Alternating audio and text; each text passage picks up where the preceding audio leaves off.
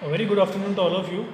Today we will see patient compliance. So in that, despite the effort of pharmacists and other healthcare parameters, medication non-adherence remain a major public health problem. कि देखो भाई सबसे पहले तो patient complaints मतलब कि भाई जो हमने उस पर्टिकुलर पेशेंट को जो मेडिसिन दी है वो उसको किस वे में फॉलो कर रहा है, जैसे हमने जो भी उसको इंस्ट्रक्शन दी है वो फॉलो कर रहा है कि नहीं कर रहा है, और अगर वो नहीं कर रहा है तो उससे क्या साइड इफ़ेक्ट हमको वहाँ पर देखने को मिल सकता है, ये क्या सिचुएशन क्रिएट होगी अगर पेशेंट जो है वो उस पर्टिकुलर मेडिसिन को लेकर ठीक तरीके से वो सब चीज़ों को या वो फिर वो इंस्ट्रक्शंस को फॉलो नहीं करता तो वहाँ पर क्या होगा। तो despite the efforts of pharmacist मतलब फार्मासिस्ट के सारे एफर्ट्स दिखाने के बाद भी अगर other health care parameters medication non adherence मतलब कि जो मेडिसिन हमने उसको प्रोवाइड की है उसको पर्टिकुलर वे में ना लेना, ये क्या है, एक मेजर हेल्थ प्रॉब्लम है, मेजर पब्लिक हेल्थ प्रॉब्लम है, जिसमें non compliance with the therapeutic regimen can produce a dangerous situation which may be result in rehospitalization. मतलब कि अगर आप उस मेडिसिन को जो पेशेंट है वो अगर पूरा जो इंस्ट्रक्शन है वो फॉलो नहीं करता या जो प्रिस्क्राइब इसको जो ड्रग है वो उसकी थेरेपी को वो कंटिन्यू नहीं करता या उसको डिसकंटिन्यू करता है या वो किसी तरह का वहाँ पे अब नॉर्मल वे में उस मेडिसिन को लेता है, तो जो सिचुएशन क्रिएट होगी फिर से वो फिर ऐसी होगी कि हमको उस पेशेंट को री हॉस्पिटलाइजेशन करने की ज़रूरत होगी। For example in case of psychiatric patient chemotherapy of TB cancer etcetera, कि जैसे देखो भाई यहाँ पर उन्होंने एग्जांपल दी है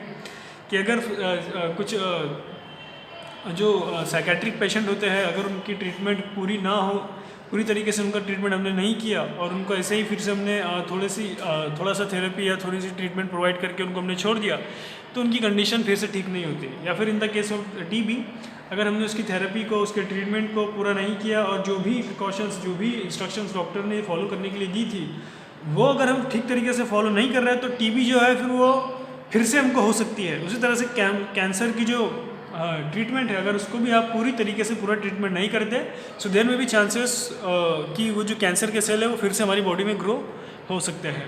तो इस तरीके से हो सकता है। So complaints can be calculated by the equation. अगर हमको पेशेंट कंप्लेंट्स कैलकुलेट करनी है तो उसकी एक इक्वेशन है जिसको हम बोलेंगे patient compliance is equal to NPD minus NMD into NPD multiplied by 100। So here NPD means number of patient prescribe dosage, कि भाई कितने पेशेंट्स हैं जिनको हमने जो डोसेज वो प्रिस्क्राइब किया है, और NMD मतलब नंबर ऑफ मेडिकेशन एरर, कि भाई मतलब कितना मेडिकेशन एरर हुआ है। सो complaints, so what first we will see what is complaints, what we mean by complaints. So complaints is defined as faithful adherence by the patient to the instruction of a prescriber। मतलब कि क्या कि adherence means what, कि भाई follow करना, चिपके रहना है ना, स्टिक, कि भाई अगर जो क्या है कि पेशेंट जो है वो जो डॉक्टर ने जो फिजिशियन ने उसको इंस्ट्रक्शंस दी है, जो उसको मेडिसिन दी है, जो थेरेपी दी है, उसको पर्टिकुलर सही वे में उसको लेना, वो सारी की सारी इंस्ट्रक्शन को फॉलो करना, ये हुआ compliance. So it can be categorise on the basis of degree of compliance. तो जो कंप्लेंस है वो कैटेगराइज हुआ है किस बेसिस पे कि कितना उसको लोग फॉलो करते हैं या कितना लोग जो है वो उस पर्टिकुलर जो इंस्ट्रक्शन है उसको फॉलो करते हैं।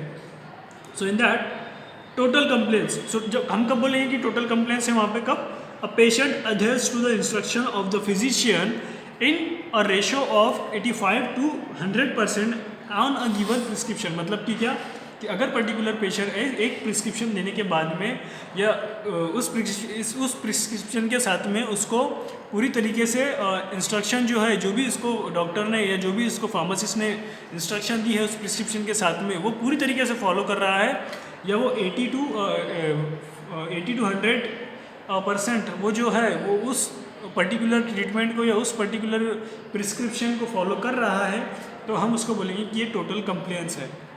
और पार्शियल कंप्लेंस कब बोलेंगे हम, it is the situation where the patient frequently forget to take the medicine as per the given direction. मतलब कि क्या कि ऐसी सिचुएशन जिसमें जो है वो जो पेशेंट है वो भूल जाता है मेडिसिन को लेना, तो ऐसी सिचुएशन में हम बोलेंगे कि ये क्या है, पार्शियल कंप्लेंस, और दूसरा क्या है नॉन कंप्लेंस। तो non compliance means what, the medicine is taken by the patient in a very irregular manner in a range of 0 to 50%। मतलब कि क्या नॉन कंप्लेंस कब बोलेंगे हम, कि जो पेशेंट है वो जो मेडिसिन है वो बहुत इरेगुलर वे में उस मेडिसिन को लेता है, जिसमें अगर वो प्रिस्क्रिप्शन जो हमने दिया है उसको 0 से 50% के बीच में अगर वो उस प्रिस्क्रिप्शन को फॉलो करता है सिर्फ, तो हम उसको बोलेंगे कि वो क्या है, non compliance. So next interval timing, यानी कि नॉन कम्प्लेक्स मतलब इंटरवल नॉन कम्प्लेक्स हम कब बोलेंगे, तब जबकि prescribe schedule dosage of every 6 hours it can be interpreted as 4 times in 24 hours और 3 times in working hours, is that 18 hours. मतलब कि क्या है भाई कि अगर जो मेडिसिन है वो उस पर्टिकुलर, जैसे कि डॉक्टर ने बोला कि ये मेडिसिन को आपको दिन में से 3 बार लेनी है, लेकिन आप उसको पर्टिकुलर दिन में से 3 बार उसको फॉलो नहीं करते, आप उसको आगे पीछे करते हो, तो उसको हम बोलेंगे interval non compliance. Next over compliance, किसको बोलेंगे, कंडीशन वेयर द डोसेज और quantity of the drug is taken more than prescribe में रिजल्ट इनटू एडवर्स इफेक्ट। मतलब कि क्या कि ओवर कंप्लेंस कब बोलेंगे हम, कि जब जो ड्रग है जो क्वांटिटी हमको प्रिस्क्राइब की हुई है वो जैसे कि फॉर एग्जांपल 500 mg की mg जो है वो थ्राइस अ डे लेने के लिए बोला है, लेकिन वो जो पर्टिकुलर फार्मासिस्ट है उसने क्या किया कि वो जो जितना क्वांटिटी दी है उससे अगर वो ज़्यादा अगर प्रिस्क्राइब डॉक्टर या फिर फिजिशियन कर देता है वहाँ पे, तो उसको हम, और उसकी वजह से क्या होगा, फिर वहाँ पे हमको एडवर्स इफेक्ट देखने को मिल सकता है, जिसको हम बोलेंगे non compliance. So next over compliance. Next is non compliance. So non compliance means what, it is a main tolerable of health community. It can be expressed as a number of dosage not taken or taken incorrectly that alters the patient therapeutic response। कि मतलब भाई हम non compliance किसको बोलेंगे, कि भाई अगर if the patient express as number of dosage not taken, और जो डॉक्टर ने उस मेडिसिन उस पर्टिकुलर पेशेंट को वो जो मेडिसिन लिख कर दी है वो उसको वो पर्टिकुलर वे में नहीं लेता, अगर या जैसे जितने नंबर, जैसे कि एक दिन में उसको 3 बार लेने के लिए बोला, अगर लेकिन अगर उसको नहीं लेता या फिर लेता है लेकिन उसको अनकरेक्टली या इन प्रॉपर वे में इसको लेता है वो, तो जो इसकी वजह से जो साइड इफेक्ट हमको देखने को मिलेंगे, या जो पेशेंट जो है वो थेरेपेटिक रिस्पांस वहाँ पर नहीं दिखाएगा, या फिर जो थेरेपेटिक इफिकेसी उसकी होनी चाहिए वो हमको वहाँ पर देखने को नहीं मिलेगी, तो उसको हम बोलेंगे non compliance. So next is the type of non compliance. So here we will see the different types of non compliance. So in that the types are on the basis of happenings. मतलब कि जो types है वो किस चीज़ के ऊपर है, कि भाई क्या हो रहा है असल में उस पेशेंट को, क्या हो रहा है, इस वजह से इस चीज़ के ऊपर टाइप्स है नॉन कंप्लेंस की। तो उसमें पहला है error non compliance. So error non compliance means in taking dosage of drug. मतलब कि नॉन एरर कंप्लेंट कब होता है, कि जब हम जो डोसेज है ड्रग के उसको लेने में अगर इम्प्रॉपर वे में अगर हम उसको लेते हैं तो उसको हम बोलेंगे error in non compliance. And omission non compliance कब बोलेंगे, some dosage of drug are omitted. मतलब क्या, कि जो ड्रग में प्रिस्क्राइब किया है, जैसे कि फॉर एग्जांपल डॉक्टर ने हमको 4 मेडिसिन अलग अलग तरह की लिख के दी है, लेकिन हमने किसी एक तरह की मेडिसिन को वहाँ पर नहीं लिया। ये उसके वेरियस फैक्टर्स हो सकते हैं, जैसे कि मेडिकल पर वो मेडिसिन अवेलेबल नहीं थी, या फिर वो मेडिसिन हमने मंगवाई थी लेकिन वो ख़त्म हो गई, इसलिए जो उस एक पर्टिकुलर मेडिसिन का छूट जाना उस पर्टिकुलर थेरेपी से, तो उसको हम बोलेंगे omission non compliance. Next failure non compliance, किसको बोलेंगे, patient fail to obtain medicine. मतलब कि क्या है कि पेशेंट को वो मेडिसिन नहीं मिली, तो ये क्या हुआ, failure non compliance. And discontinuation non compliance, मतलब क्या, patient stop medication without consulting his physician. मतलब कि क्या कि डॉक्टर ने उस पर्टिकुलर पेशेंट को एक किसी तरह की मेडिसिन को 30 दिन के लिए लेने के लिए बोला था, लेकिन वो जो पेशेंट है उसने क्या किया कि उसको 15 डेज तक के लिया, और उसने देखा कि उसको अब अभी अच्छा लग रहा है, उसको अभी जो है वो ठीक हो चुका है, तो फिर वो क्या करता है कि वो थेरेपी को वहीं पे स्टॉप कर देता है। तो इस तरह से जो वहाँ पर हमको कंप्लेंस नॉन कंप्लेंस देखने को मिलेगी वो रहेगी discontinuation non compliance. Next reasons for non compliance. तो भाई ये जो टाइप्स है ये क्यों होता है, ऐसा क्यों होता है, तो हम यहाँ पे देखेंगे भाई क्यों होता है करके, क्योंकि multiple drug therapy due to the greater number of the drugs taken by the patient there is a possibility of risk of non-compliance similarly of shape size and color of the drug causes confusion। मतलब कि क्या कि अगर एक particular patient है उसको हमने बहुत दो या फिर हमने उसको 4-5 या एक जो उसकी थेरेपी चल रही है उसमें उसको बहुत ज़्यादा ड्रग्स लेने हैं एक साथ में, तो पेशेंट क्या होता है वहाँ पे कंफ्यूज हो जाता है कि भाई अगर वो पेशेंट एजुकेटेड नहीं है तो उसको पर्टिकुलर जो वो कैसे याद कर रखता है फिर अलग अलग मेडिसिन को उसके साइज़ से, उसके शेप से, उसके कलर से। लेकिन अगर ऐसा हुआ कि कुछ मेडिसिन का कलर या सेज या साइज़ उसकी सिमिलर है तो वो क्या करेगा फिर उसको गलत वे में उसको वो ले सकता है। फॉर एग्जांपल उसको लगा कि ये मेडिसिन जो है ये बिफोर मील है तो उसने आफ्टर मील वाली जो मेडिसिन थी उसको बिफोर मील समझ के पहले ले ली। तो इस वजह से क्या होगा यहाँ पे कन्फ्यूजन की वजह से नॉन कंप्लायंस हमको वहाँ पर देखने को मिल सकता है। नेक्स्ट क्या है, फ्रीक्वेंसी ऑफ एडमिनिस्ट्रेशन। मतलब क्या कि regular schedule of dosage regimen can not be followed due to the workload. मतलब कि क्या कि एक मेडिसिन डॉक्टर ने आपको रोज़ लेने के लिए बोला है, जैसे बीपी की मेडिसिन है कोई डॉक्टर ने आपको रोज़ लेने के लिए बोला है, लेकिन आप आपके बिजी शेड्यूल की वजह से या वर्कलोड की वजह से उसको लेना भूल जाते हो उसको रोज़ नहीं ले सकते। जैसे कि डायबिटीज़ की जो मेडिसिन है अगर आपको डॉक्टर ने बोला कि दिन में आपको रोज़ लेनी है लेकिन आप उसको वर्कलोड की वजह से उसको लेना भूल जाते हो तो इस तरह की जो नॉन कंप्लेंस रहेगी उसको हम बोलेंगे फ्रीक्वेंसी ऑफ एडमिनिस्ट्रेशन। नेक्स्ट क्या है, पीरियड ऑफ थेरेपी। मतलब क्या कहते हैं, chances of non compliance is greater because of longer duration of treatment in case of chronic diseases. अभी देखो क्या होता है कि अगर जो थेरेपी है वो ज़्यादा लंबे दिन के लिए है या फिर कोई ऐसी डिसीज़ है जिसमें उनको प्रोलॉन्ग पीरियड ऑफ टाइम उस थेरेपी को लेना है तो वो पेशेंट क्या करता है फिर वहाँ पर फिर हमको नॉन कंप्लेंस देखने को ज़्यादा मिल सकती है। क्योंकि ज़्यादा लंबा वक्त होने की वजह से क्या है वो जो पेशेंट है वो फिर सोचता है कि ये मेडिसिन में कब तक लेते रहूँगा तो वो उसको स्टॉप करने की सोचता है या फिर उसको जो थेरेपी अगर जितनी लंबी रही तो हो सकता है कि कभी उसने एक मेडिसिन का डोज छूट गया या फिर वर्कलोड की वजह से वो लेना भूल गया बिजी शेड्यूल की वजह से। तो इस तरह से अगर थेरेपी ज़्यादा लंबी रही तो चांसेस है देर में भी चांसेस कि जो थेरेपी है उसमें नॉन कंप्लेंस के चांसेस ज़्यादा हो सकते हैं। Next, side effect. There is a hindrance of taking medicine due to nausea and vomiting of GI upset may cause non compliance. मतलब क्या कि अगर मेडिसिन जो है अगर आपको जैसे कि जो कुछ मेडिसिन होती है जिसकी वजह से आपको ऐसे फील होता है कि आप नवेशिया फील हो रहा है, आपको वोमिटिंग हो रही है या फिर उसको लेने की वजह से आपका गैस्ट्रोइंटेस्टिनल ट्रैक्ट अपसेट हो रहा है तो उसकी वजह से क्या होगा कि नॉन कंप्लेंस वहाँ पे हमको देखने को मिल सकती है। फिर cost of medication.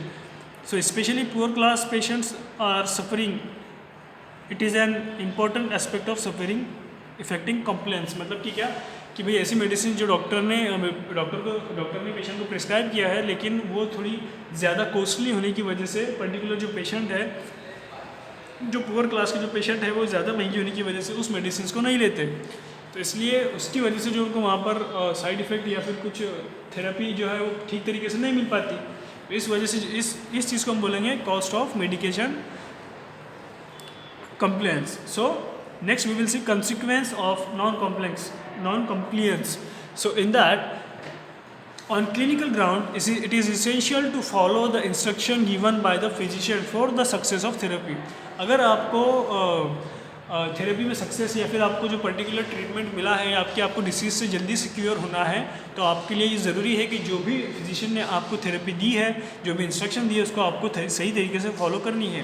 If this instruction violate at the patient level that result in to following consequence of non compliance. मतलब कि अगर जो डॉक्टर्स ने इंस्ट्रक्शन दी है और अगर आपको जो पेशेंट है उसको फॉलो नहीं करता तो जो अगर वो फॉलो नहीं करता तो नॉन कंप्लेंस वहाँ पे हमको देखने को मिल सकता है। कॉन्सिक्वेंस ऑफ नॉन कंप्लेंस हमको देखने को मिल सकता है। अब वो कौन कौन से हो सकते हैं?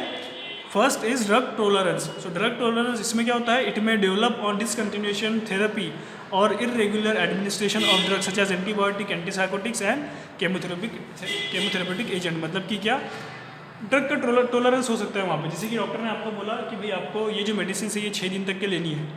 फॉर एग्जाम्पल उसने कोई एंटीबायोटिक लिख के दिया आपको और बोला कि इसको 6 दिन तक के आपको लेना है, लेकिन आपने क्या किया, उसको 3 दिन तक के लिया, फिर उसको आपने देखा कि इसको लेने के बाद 3 दिन तक लेने के बाद अब मैं पूरी तरह से ठीक हो चुका हूँ, अब मुझे मेडिसिन लेने की कोई ज़रूरत नहीं है। तो आपने क्या किया, फिर उस थेरेपी को वहीं पे स्टॉप कर दी। तो क्या होगा फिर वहाँ पे जो एंटीबायोटिक है वो खुद का रेजिस्टेंस क्रिएट कर लेंगे। अगर वो रेजिस्टेंस क्रिएट कर लेते हैं तो नेक्स्ट टाइम आप जब वो मेडिसिन लोगे तो आपको उससे इफेक्ट नहीं मिलेगा, आपको फिर उसके लिए हायर क्लास ऑफ एंटीबायोटिक्स की रिक्वायरमेंट लगेगी वहाँ पे। तो ये क्या हुआ, फिर ये ड्रग का टॉलरेंस हो गया वहाँ पे। क्यों? क्योंकि आपने उस मेडिसिन को, उस थेरेपी को पूरी तरह से फॉलो नहीं किया, आपने उसका जो थेरेपी उसको डिसकंटिन्यू कर दिया बीच में ही ड्यूरिंग द ट्रीटमेंट। इस वजह से ड्रग का टॉलरेंस हो सकता है। नेक्स्ट, ड्रग अब्यूज़ और ड्रग एडिक्शन। सो इसमें क्या हो सकता है कि it result due to the reported consumption of OTC drugs like cough preparation, laxatives और एंजियोलाइटिक एक्सेट्रा। मतलब कि जो है तुमको ड्रग का एडिक्शन हो सकता है। अब वो कैसे हो सकता है कि अगर तुम कोई मेडिसिन से आपको अगर खांसी आ रही है तो आपने क्या किया कि ओवर द काउंटर मेडिसिन, मतलब कि ओवर द काउंटर मेडिसिन जो मिलती है डॉक्टर के, मतलब बिना डॉक्टर के कंसल्ट किए आप सीधा मेडिकल पर गए और वहाँ से आपने बोला कि मुझे खांसी हो रही है और आपने सिरप लेके आया और उसको पीना स्टार्ट किया। लेकिन आपको पीने के बाद उसको अच्छे से नींद आ रही है और फिर आपको क्या होगा, फिर इसका एडिक्शन होता है। फिर आप बार बार अगर वो चीज़ लेते हो तो फिर आपको उसका एडिक्शन खुद ब खुद क्रिएट होता है। तो फिर आपको उसका एडिक्शन होने लगेगा क्योंकि उसमें अल्कोहल प्रेजेंट होता है कुछ कफ प्रिपरेशन के अंदर, है ना। और फिर इसी तरह से एंजियोलाइटिक, मतलब कि जो मूड जो जिसमें हमको स्टेबलाइजर, जैसे कि ऐसी प्रिपरेशन एंजियोलाइटिक ट्रीटमेंट में हम जो पर्टिकुलर ड्रग यूज़ करते हैं उसमें कैफीन, कोकेन, इस तरह के कैफीन यूजुअली जो है उसमें प्रेजेंट होता है। तो इस वजह से क्या होता है, फिर हमको वो क्या है, एक कौन सी क्लास का ड्रग है कैफीन। कैफीन जो है वो ड्रग है सीडेटिव हिप्नोटिक, सॉरी एंजियोलाइटिक, मतलब मूड स्टेबलाइजर है। तो वो लेने की वजह से क्या होगा, फिर आपका जो आप उसके अब्यूज़ हो सकते हो, आपको उसका एडिक्शन हो सकता है। इसी तरह से एडवर्स रिएक्शन आपको देखने को मिल सकती है। क्यों? Such reaction may be occur due to the over consumption और repeated administration of potent drugs like hypertensive, anti diabetic और स्टेरॉइड एक्सेट्रा। देखो भाई, अगर आप हाइपरटेंसिव को ड्रग है, मतलब क्या कि ऐसा ड्रग जो ब्लड प्रेशर को इंक्रीज़ करता है, और अगर आपने वो ड्रग जो है वो 2 से 3 बार, यानी कि जो डॉक्टर ने जो जितना प्रिस्क्राइब किया था उससे ज़्यादा आपने उसको ले लिया होता है। जैसे कि पेशेंट होता है कि अगर उसने डॉक्टर ने पर्टिकुलर सिचुएशन में उसको एक टैबलेट जो है वंस अ डे लेने के लिए कहा है, लेकिन वो पेशेंट जो होता है वो ऐसे फील करता है कि नहीं यार मुझे जो है इससे फ़र्क नहीं पड़ रहा, तो वो क्या करता है फिर उस मेडिसिन को 2 या 3 बार ले लेता है दिन में से। तो ऐसा करने की वजह से क्या होता है, फिर आपका बीपी बहुत ज़्यादा हाई हो सकता है, आपको और दूसरे साइड इफेक्ट देखने को मिल सकते हैं वहाँ पे। फिर एंटी डायबिटिक एजेंट, मतलब कि अगर कोई डायबिटिक एजेंट है उसने या फिर एक साथ दो मेडिसिन ले ली या इस तरह से कुछ ऐसे किया, तो जिसकी वजह से क्या होगा, फिर वहाँ पे जो शुगर लेवल है बॉडी में बहुत ज़्यादा कम हो जाएंगे। फिर तो इस तरह से क्या होगा, साइड इफेक्ट हमको देखने को मिल सकते हैं, उस ड्रग के एडवर्स ड्रग रिएक्शन हमको देखने को मिल सकते हैं। पोटेंशियल रिस्क, उसी तरह से chances of potential risk arises from sudden stoppage of chronic treatment with anti tubercular drug, anti convulsion etcetera. मतलब क्या कि भाई अगर आपने किसी मेडिसिन को सडन स्टॉप कर दिया उसको लेना, तो आपको फिर आपको रिस्क हो सकता है, जैसे कि आप सीवियर ट्यूबरकुलोसिस के पेशेंट हो, टीबी है आपको, आप उसके सीवियर पेशेंट हो, या फिर आप कन्वल्सन आपको कन्वल्जन्स आते हैं और आपने सडन स्टॉप कर दिया ट्रीटमेंट, तो ये क्या होगा कि एक रिस्की चीज़ होगी कि अगर आप ट्रीटमेंट नहीं लेते हो तो आपको फिर कन्वल्जन्स के अटैक्स आ सकते हैं, या फिर जो टीबी की वजह से आपको सांस लेने में दिक्कत बढ़ सकती है, इसकी वजह से आपकी जान भी जा सकती है वहाँ पर।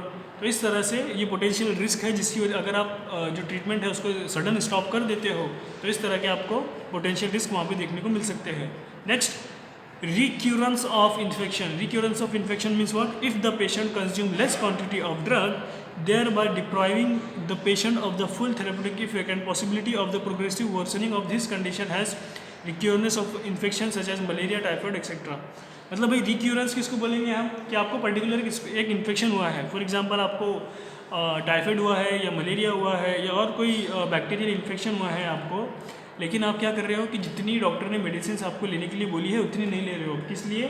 क्योंकि आपको डर है कि उस पर्टिकुलर मेडिसिन को लेने की वजह से आपको साइड इफेक्ट हो सकता है, आपको एडवर्स इफेक्ट हो सकता है, या फिर देयर आर वेरियस फैक्टर कि आप डर की वजह से या फिर due to the lack of medicine या लैक ऑफ मनी, अगर आप उसको मेडिसिन को जो है वो कम लेते हो या फिर जितनी हमको उसकी थेरेपेटिक एक्टिविटी के लिए जितनी मेडिसिन की रिक्वायरमेंट है उतनी आप उसको नहीं लेते हो, तो उसकी वजह से क्या होगा फिर कि जो इन्फेक्शन है वो ठीक से क्योर नहीं होगा और वो और ज़्यादा बढ़ेगा, और वो और ज़्यादा बढ़ेगा अगर, तो उससे क्या होगा कि इन्फेक्शन बढ़ने के चांसेस ज़्यादा रहेंगे, और अगर वो बढ़ता है तो फिर इन्फेक्शन खुद ब खुद बढ़ेगा।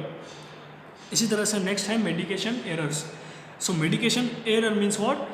The past couples of years have been characterised by significant changes in dispensing of drugs. जो 5 साल थे, पिछले 5 साल, इसमें हमको बहुत सारे सिग्निफिकेंट चेंजेस हुए ड्रग डिस्पेंसिंग के अंदर। So the way we work, communicate, counsel, conduct research and implement adequate regulatory measure to safeguard the public health. मतलब कि हमने क्या किया, मेडिकेशन के एरर्स को अवॉइड करने के लिए हमारी जो टेक्निक्स है ड्रग को डिस्पेंस करने की, वो हमने अपडेट की। उसमें बहुत सारी चीज़ें आती हैं, जैसे कि द वे वी वर्क, मतलब हम कैसे काम करते हैं, कैसे कम्युनिकेट करते हैं, कैसे काउंसलिंग करते हैं, या फिर हम कैसे क्लिनिकल ट्रायल्स को कंडक्ट करते हैं उस पर्टिकुलर ड्रग की रिसर्च के लिए। तो इन सब सारी चीज़ों के ऊपर और कैसे फिर जो रेगुलेटरी मीज़र्स है उसको हम कैसे इम्प्लीमेंट करते हैं। तो इसकी वजह से ये एज अ की रोल प्ले करते हैं ड्रग की सेफ्टी के अंदर। और अगर ड्रग की सेफ्टी रही तो फिर डायरेक्टली ड्रग की सेफ्टी किसकी सेफ्टी हुई, पब्लिक की safety. So a medication error is a preventable event that occurs in the process of medication at any stage like prescribing, dispensing and administration of drug। मतलब कि क्या कि medication error ये जो है ये कभी भी हो सकता है, कब, during the therapy medication error ये कहीं भी हो सकता है, लेकिन क्या है ये प्रिवेंटेबल है, जिसको हम प्रिवेंट कर सकते हैं। लेकिन वो अलग अलग स्टेजेस के ऊपर कहीं पर भी हो सकता है। लाइक प्रिस्क्राइबिंग, अगर हमने गलत प्रिस्क्राइब कर दिया उस मेडिसिन को तो मेडिकेशन एरर हो सकता है। डिस्पेंसिंग, अगर हमने मेडिसिन को गलत डिस्पेंस कर दिए तो मेडिकेशन एरर हो सकता है। उसके बाद में क्या,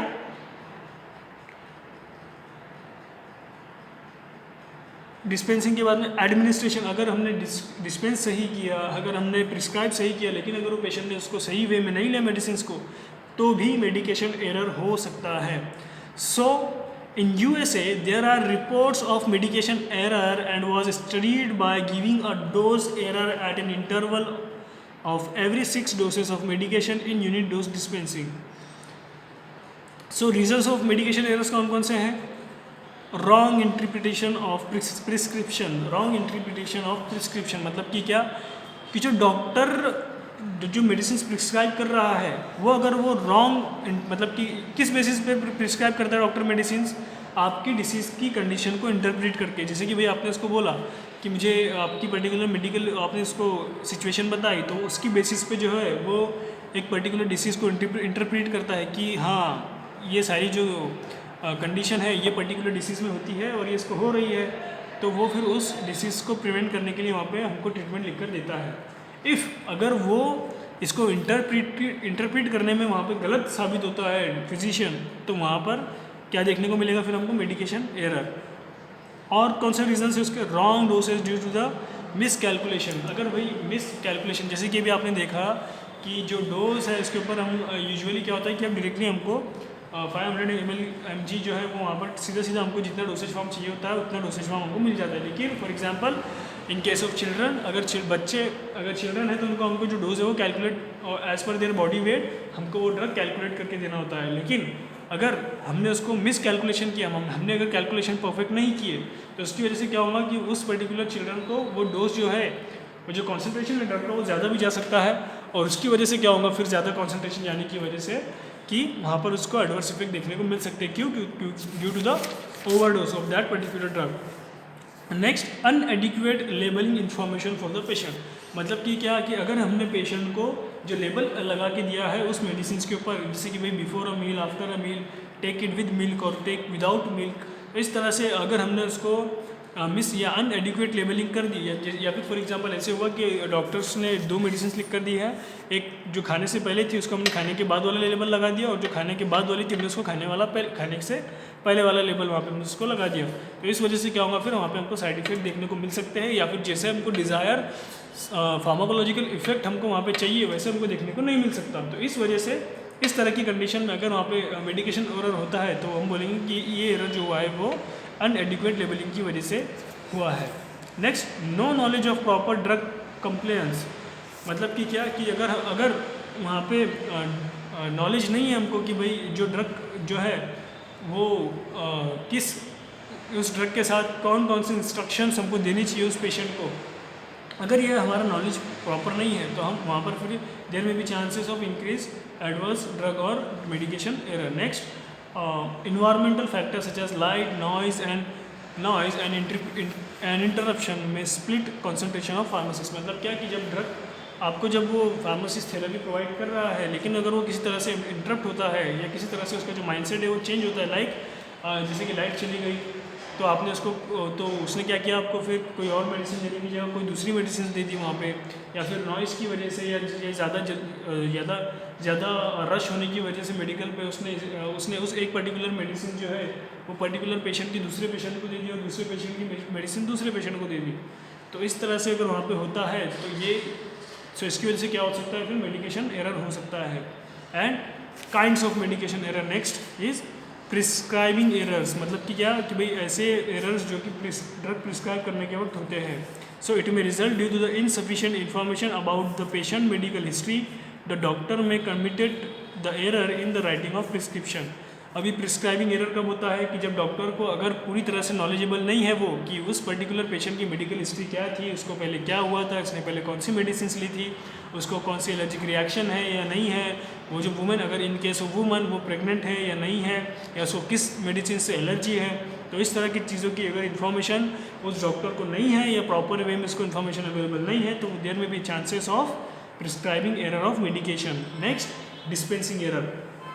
So misinterpretation and misperception due to the insufficient information in prescription may result in the wrong calculation of doses, especially among children। मतलब कि क्या कि इंटरप्रेट अगर हमने जो कौन सी मेडिसिन देना है वो ठीक तरीके से नहीं किया, परसेप्शन देखने को मिला अगर हमको वहाँ पर, और वहाँ पर हमको मिस इन्फॉर्मेशन, मतलब कि जो इन्फॉर्मेशन सही नहीं है वो अगर हमको देखने को मिलती है वहाँ पर, तो हम क्या कर सकते हैं, जो कैलकुलेशन है मेडिसिन का वो रॉन्ग हो सकता है। जैसे कि हम देखते हैं कि फॉर एग्जांपल कि जो पर्टिकुलर मेडिसिन होती है हर एक का कॉन्सेंट्रेशन वेट के हिसाब से उसका अलग अलग कॉन्सेंट्रेशन होता है, लेकिन अगर हमको पता ही नहीं है कि उस पर्टिकुलर मेडिकेशन को कितनी ग्राम ऑफ मेडिसिन रिक्वायर्ड है उस पर्टिकुलर वेट के लिए, तो अगर वो इन्फॉर्मेशन हमारे पास में नहीं है या उसकी मिस इन्फॉर्मेशन है, गलत इन्फॉर्मेशन है, तो वहाँ पर फिर डिस्पेंसिंग एरर हो सकता है। नेक्स्ट, ड्रग एडमिनिस्ट्रेशन एरर, मतलब क्या, it occurs due to the wrong route of administration, wrong dose of administration, और even the drug being given to wrong patient. मतलब कि अगर ये ड्रग एडमिनिस्ट्रेशन एरर कब हो सकता है कि जब अगर पेशेंट जो है उसको रॉन्ग रूट ऑफ, अगर गलत रूट से हमने उस मेडिसिन को एडमिनिस्टर कर दिया, या फिर रॉन्ग अलग उसको, मतलब जो डोज हमको देना था उस डोज में हमने उसको मेडिसिन नहीं दी, या फिर वो जो मेडिसिन है उसने उसको किसी दूसरे पेशेंट को उसकी मेडिसिन दे दी, तो इस वजह से जो है ड्रग एडमिनिस्ट्रेशन एरर हो सकता है। नेक्स्ट है outcome of the medication error. So in that outcome of the medication error may be serious resulting in the following, adverse drug reaction, मतलब कि क्या कि अगर आपको मेडिकेशन एरर हो सकता है तो आप सीरियस एडवर्स ड्रग की आपको रिएक्शन हो सकती है, या फिर आपको वहाँ पे ड्रग इंटरेक्शन देखने को मिल सकती है। जैसे कि अगर आपने थेरेपी को ठीक से फॉलो नहीं किया, फॉर एग्जांपल आप डॉक्टर ने आपको थेरेपी लिख कर दी थी, वो आप फॉलो कर रहे हो, लेकिन उसी के बीच आपने एक अलग मेडिसिन जो है वो मेडिकल से मंगवा कर उसी थेरेपी के साथ में ले ली, लेकिन क्या हुआ कि वो जो मेडिसिन आपने मंगवाई थी वो मेडिसिन और जो आपको मेडिसिन प्रिस्क्राइब की है, दोनों में ड्रग इंटरेक्शन वहाँ पर होता है, और आपने उसी तरह की मेडिसिन को ले लिया, तो फिर आपको वहाँ पर सीरियस साइड इफेक्ट देखने को मिल सकते हैं। And next is drug related to morbidity. So drug related to morbidity मतलब क्या कि वो कितना, मॉर्बिडिटी मीन्स व्हाट, कि मॉर्बिडिटी मतलब क्या कि भाई वो कितना सेफ़ है, उसका मतलब वो कितने डोज के ऊपर सेफ्टी उसकी है, और वो कितना डोज फिर उसका लेने के बाद में वहाँ पर उसका हमको एडवर्स इफेक्ट देखने को मिल सकता है। So here we discuss or end our chapter, that is modern dispensing aspect, and in the next lecture we will see medical terminology. Thank you.